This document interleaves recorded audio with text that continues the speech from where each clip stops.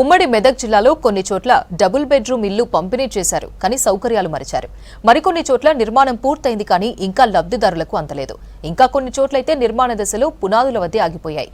అస్తవ్యస్తంగా ఉన్న డబుల్ బెడ్రూమ్ల సమస్యలపై స్టోరీ.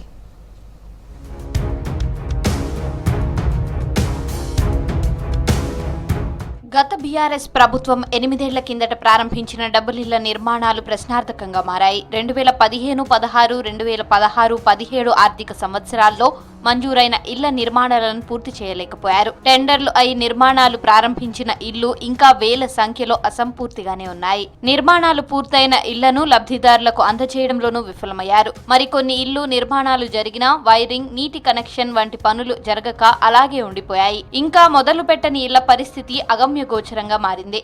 దుర్తి గ్రామంలో డబుల్ బెడ్రూమ్లలో డ్రైనేజీ ఫుల్ జామ్ అయిపోయినది. ఎవరు పట్టించుకోవడం లేదు. డ్రైనేజీ మొత్తం లీకేజ్ అవుతున్నాయి. ఇక్కడ సంపులకు కలపాలంటే ఎవరు పట్టించుకోవడం లేదు. ఇక్కడ మాకు చాలా ఇబ్బందిగా ఉన్నది. నాకు డబల్ బెడ్రూమ్ ఆడ రోడ్డుకి జాగా వెళ్ళిపోయింది. జాగా పోగానే మనకు డబల్ బెడ్రూమ్లు 2 సంవత్సరంకి ఇచ్చినారు. ఇచ్చినాక మోర్లు గతిలు సరిగా నీళ్ళు పోకడలేదు. రోడ్ నీళ్ళన్నీ ఎట్టేస్తున్నాయి. మళ్ళా ఇక మన కరెంట్ కరెక్ట్ లేదు. మనం బతకాలి ఎట్లా? దోమల గురించి సావాలనా బతకాలనా? కాంగ్రెస్ ప్రభుత్వం ఇందిరమ్మ ఇల్లు పథకాన్ని తీసుకువచ్చిన నేపథ్యంలో డబుల్ బెడ్రూమ్ ఇళ్ల పరిస్థితి ఏమిటి అన్న ఆందోళన నెలకొంది. ఇప్పటికే పూర్తయిన ఇల్లు, అసంపూర్తి దశలో ఉన్న ఇళ్ల నిర్మాణాలను ఇందిరమ్మ ఇండ్లుగా మార్చి అందివ్వాలని పేదలు కోరుతున్నారు. ఊరిస్తా ఉన్నారు సార్, చాలా రోజుల నుంచి నడుస్తుంది వివరం. ఈడనేమో 10,000 దాకా అప్లికేషన్లు పెట్టుకోరు. ఇక్కడ చూస్తే 480 ఉన్నట్టున్నవి. ఇక్కడ ఇంకా పని కూడా పూర్తి కాలేదు. ఇప్పుడు వర్షాకాలం వచ్చింది, పాపం ఇండ్లు గులగొట్టుకొని చాలా మంది ఉన్నారు. ఎదురు చూస్తా ఉన్నారు, ఇప్పుడు ఇస్తారో రేపు ఇస్తారో అని. కానీ ఇక్కడ పరిస్థితి చూస్తే భిన్నంగా ఉంది. ఇంకా మళ్ళీ వాళ్ళు వానలా ఎండవలసిందే, ఎండకి ఎండాల్సిందే.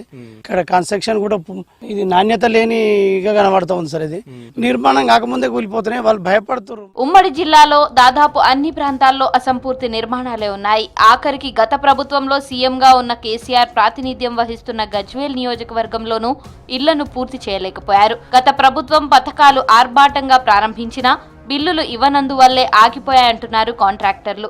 ఈడ లోకల్లో ఉన్న లీడర్లు కూడా ప్రతి వ్యక్తికి చెప్తున్నారు, ఇక డబుల్ బెడ్రూమ్లు ఇప్పిస్తాం, మాకు ఆ పని ఈ పని అన్నట్టుగా అది ఇది చేస్తున్నారు. అంతేగాని తప్ప మాటలతోనే కాలం గడుపుతున్నారు. కానీ తప్ప ఎక్కడ కూడా ఒక ఇల్లు ఇచ్చిన పాపను పోలేదు. రూపంలో ఇప్పటి వరకు నిర్మాణం చేసి ఉన్నది.